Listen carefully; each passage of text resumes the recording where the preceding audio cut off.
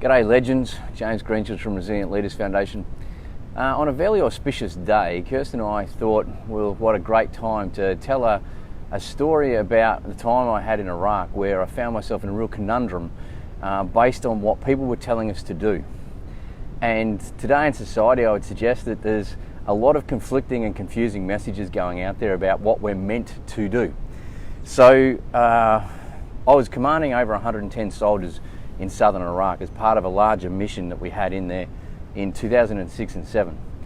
And it didn't take long. It probably took us about 2.5 months out of a 7.5 month deployment to work out that all of a sudden we were confused about why we were actually sent there, because we were being told by our headquarters in country to do one thing, and they were from the British, and the Australians from Canberra were then telling us to do a completely another different thing, and also not allowed to do the things that we thought we were actually sent there and trained to do. So after we got rocketed one day and one of our soldiers got put on his bum, luckily it was okay, we sat there and we got really confused. And not only that, the Americans didn't particularly like us because we weren't playing the game according to them. So we find ourselves completely isolated in a foreign country trying to work out what the hell we're doing. And so the head shed of the group comes together and we did what's called a mission analysis in military speak. And we tried to figure out what it was we're there, and we came down to one thing, and that was to wave a flag. And the reason why we were sent to Iraq and we were told we were in Iraq was not correct, and that was very evident by the directions and the directives we were told. So, okay, what do I do? I'm commanding over 110 soldiers. What does that mean? It means I have 110 lives and their families on my shoulders. And I realised that I'm now in a breach of integrity because I am doing something that I initially thought was right, and I find myself in a predicament where now I realise what's happening. Ignorance has disappeared, but the situation is still there. So what do I do?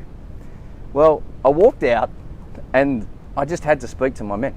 So I got them all in, 110 of them, in a big room. And I said, okay, gents, why are we here? Now, in a nanosecond, the guy who created the most admin trouble for me, always got himself into trouble, was the guy you wanted in a firefight next to you. He just said, to wave a flag, boss. And I looked at them. Now, I was the senior commander at the time. I looked at all those people and I said, well, there's one person in this room that's had his head in the sand, and it's me. And I apologised to them. But in that moment, I realised something. We weren't going anywhere fast. We had 4 months left in the deployment, and we had an incredible situation, an opportunity. And that was, how could we turn this around? We had more resources than we ever could poke a stick at, and we had a lot of time. So I developed in that moment what I call the grandfather test. And I looked each one of them in the eye and I said, righto, in 30 years' time, on Anzac Day, you're sitting there with a beer in your hand and your grandson's on your lap and you're wearing your medals. Now he points to your Iraq campaign medal, the medal you got for being in this place this time. And he says, hey granddad, what'd you get that one for? Now, question, are you proud about your response or are you ashamed about your response? And I said to them, each individual has their own responsibility to pass the grandfather test. I gave them 7 days to go away and work out a plan how they could do it. Now, funnily enough, after 7 days, they came back and they said each time it was about connecting to the people.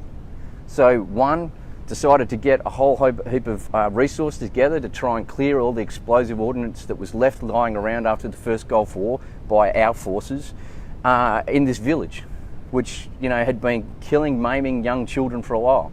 So they developed that connection to that village. Another one went and owned, really developed the relationship with the school.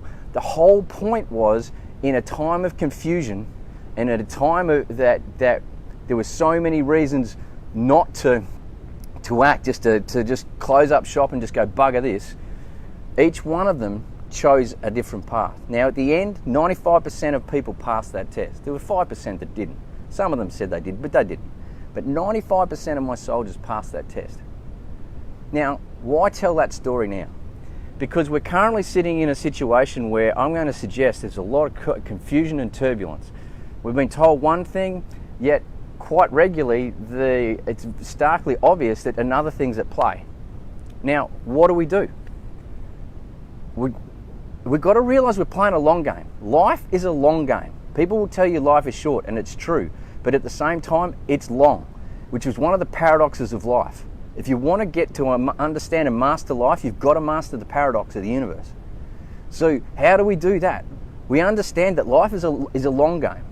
Now, I myself have two daughters, 14 and 12, and I'm playing a long game to look at how I can set them up, how I can help them set themselves up, so I set the foundation for them to launch from me and do a better job. Well, the first thing I have to do is to show how a person can, with their own resources and skills, live an integrous life. Last video I showed you a sword, a 1912 cavalry saber. I'm going to show you another implement. This is a perang mandal from the Kenya Dayak of the Indonesian island of Kalimantan. Now, the big thing is these guys live in the oldest rainforest in the world, not in the Amazon. It's in Indonesia, and yes, it has been raped, pillaged and taken down.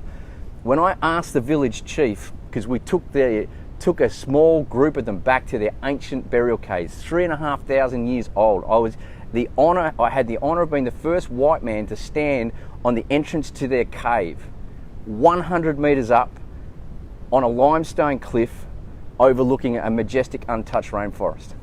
Now this is one of their tools.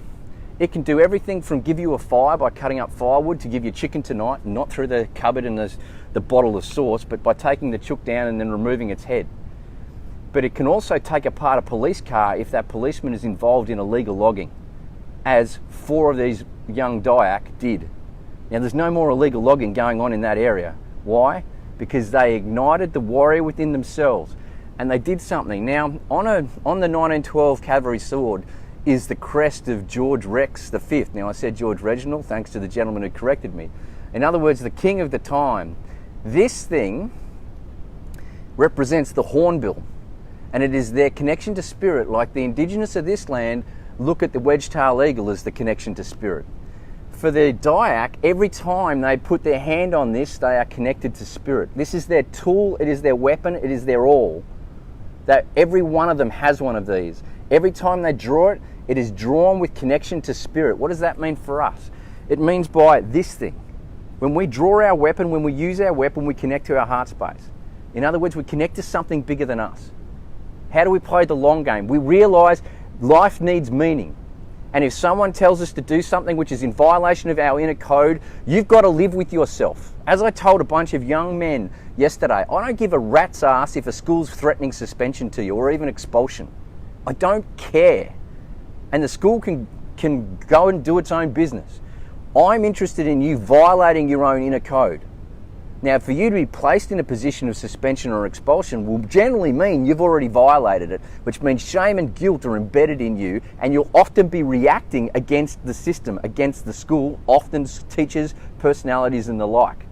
So how do we do that? Well, first, we've got to go inside and we've got to own the emotion instead of projecting it into the world. At the moment, there are so many people out there acting in emotion. They're trying to wield this, but unfortunately, they've got their hand on the blade and it's cutting them. And yes, if I do it too hard, I'll be running with blood because I'm using the wrong part of the weapon. Put your hand on your heart and act according to that. So if someone tells you to do something that is in violation of your code, you're at a decision point. And your grandfather test is, how do you act in that moment? Do you fight against the person, or you just simply acknowledge them and know what you must do? I don't have answers for you but one. And if you understand what I'm saying, you'll realize it's the most powerful answer I can possibly give you.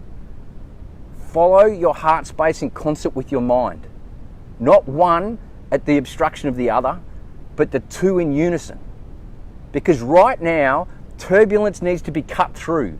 Voices need to be purified. Souls need to be purified. We have our children at stake. And my daughters are on the precipice of something amazing or something catastrophic. Now I'm helping them in this moment see something amazing.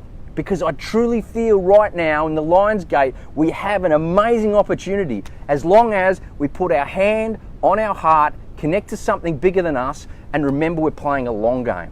I trust you got something from it. Much love.